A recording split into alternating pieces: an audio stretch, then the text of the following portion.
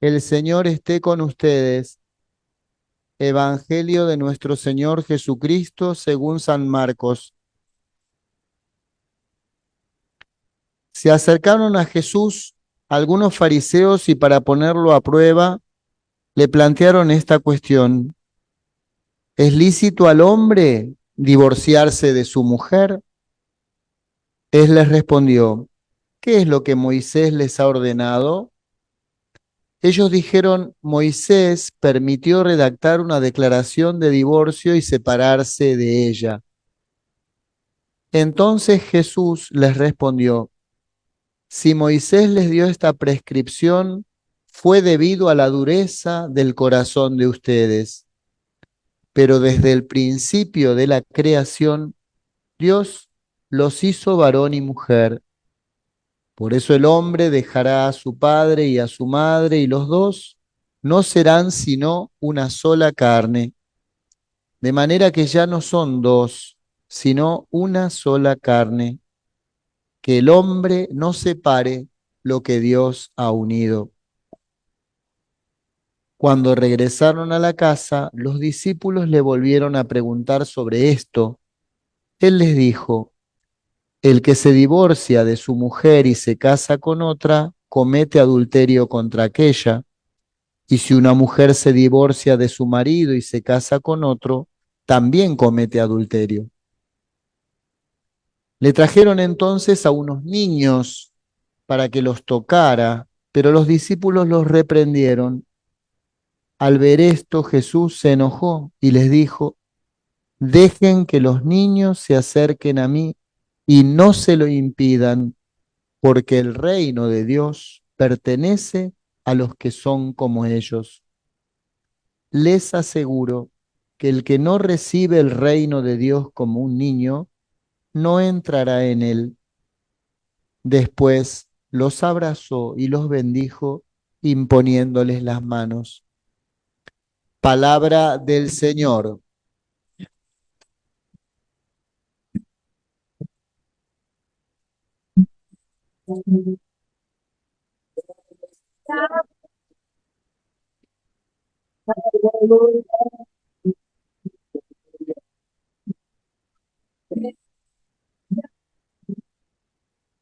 Podemos tomar asiento.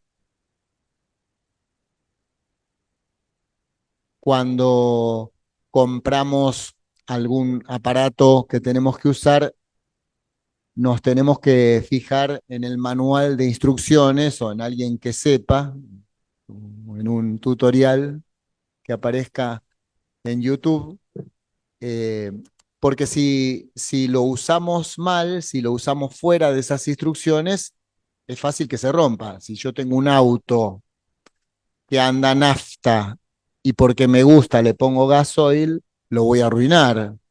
O si lo arranco en cuarta siempre.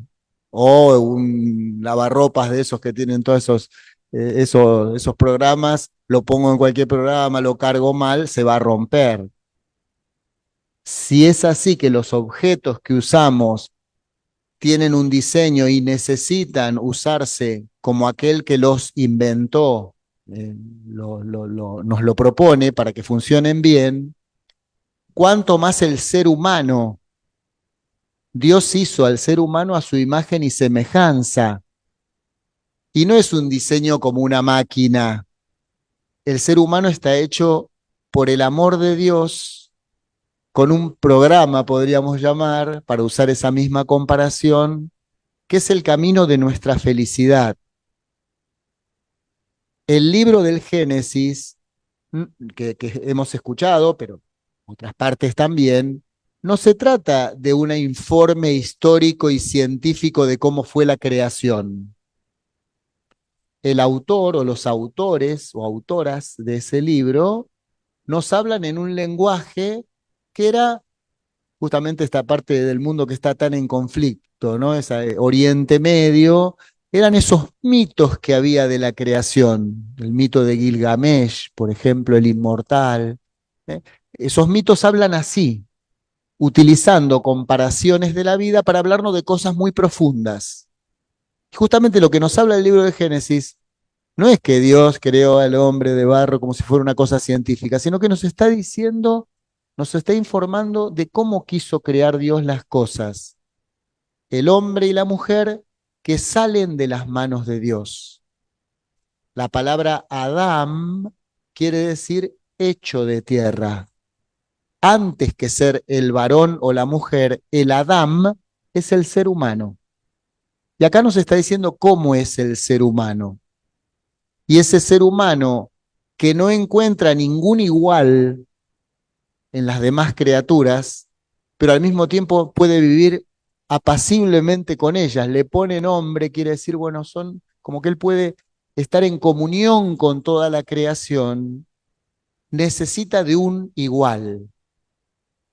Y la mujer que aparece, la palabra que usa cuando en el hebreo, cuando dice, esta sí, es una exclamación de alegría y de gozo muy profundo, porque el ser humano necesita de un igual, distinto y complementario.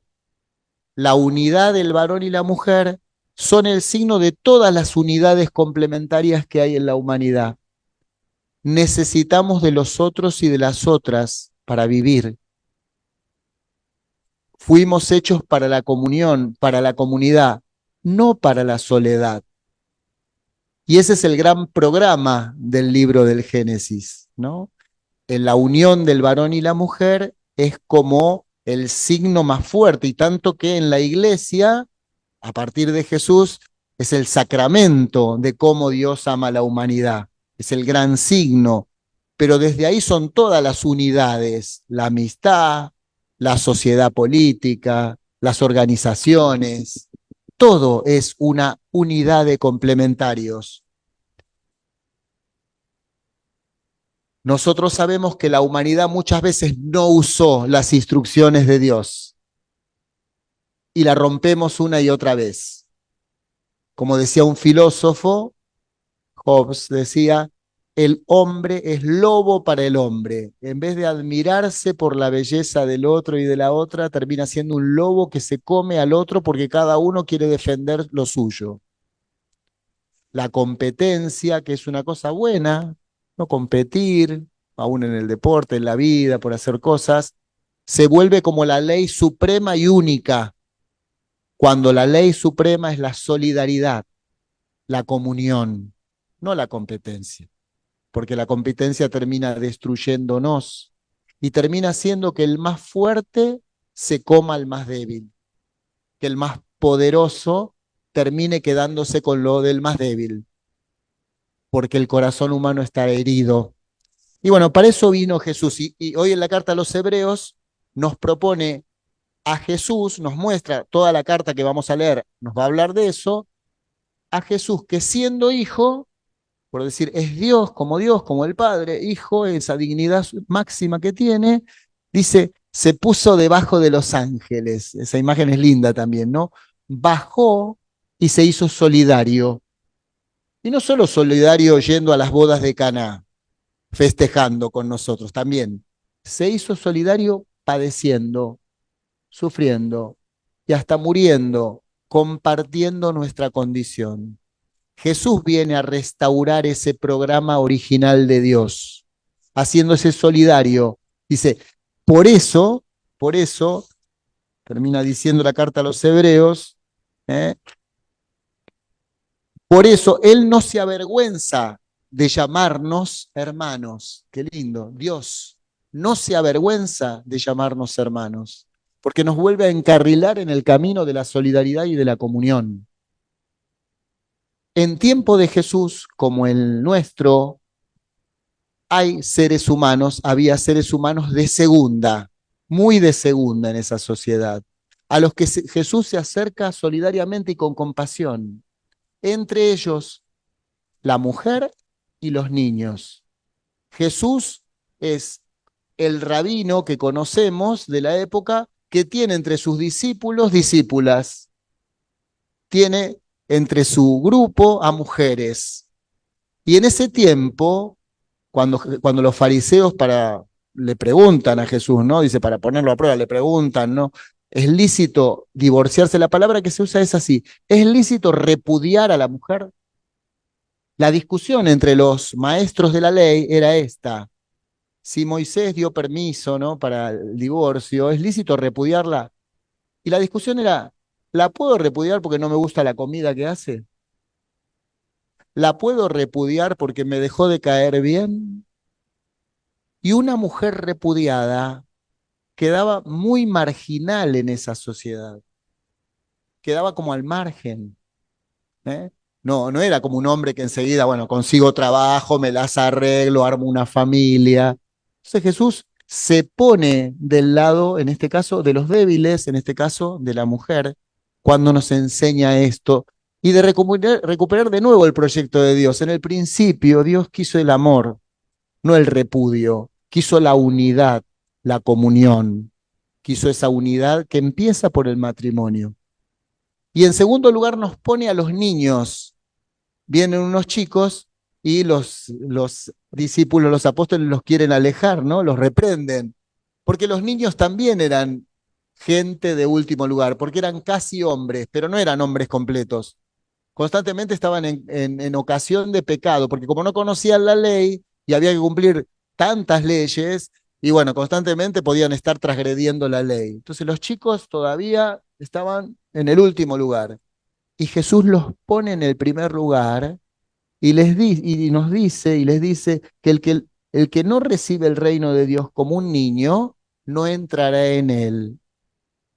A esta sociedad de la competencia, del lobo que se come al otro, ¿eh? Jesús nos pone un niño como modelo, no para que seamos infantiles o inmaduros, no es eso. Nos pone un niño diciéndonos la confianza de un niño y el abandono de un niño en manos de su madre y de su padre es la actitud del cristiano. Jesús nos viene a traer un regalo de Dios, un regalo inmerecido. Un niño es amado por sí mismo, aunque no se lo merezca, no haya hecho méritos para ser amado, es amado. Así nos ama Dios a nosotros. Y entonces en el reino de Dios no es que se entra porque me lo merezco, porque hice tantas cosas buenas, o porque soy perfecto, o porque me sé todas las leyes, o porque estudié, o porque puedo. En el reino entran los que se abandonan confiados en este regalo de Dios. Dios es un regalo, no es el resultado de mis méritos. Por supuesto que después va a haber una respuesta de amor, pero es un regalo. Descubrir la buena noticia de Jesús como un regalo que viene a restaurar y a curar las heridas, ¿no? Y no como una competencia de alguien que tiene que agarrar algo. Eso es lo que descubrimos, ¿no? Lo que aprendimos de Santa Teresita, por ejemplo, ¿no? El abandono en Dios. Finalmente, la peregrinación que vivimos ayer, los que caminamos a Luján, con miles y miles al lado, antes y después que nosotros, es una señal de todo esto. Dios quiere a todos. Pero este fuma, este está en cualquiera, a todos. La Virgen los atrae a todos por puro regalo de amor. Dios quiere un pueblo, quiere la unidad, la comunión, no que vayamos cada uno por la nuestra, sino juntos. Es como la expresión de lo que es la iglesia, de lo que es el deseo de Dios, regalarnos su infinito amor. Que así sea.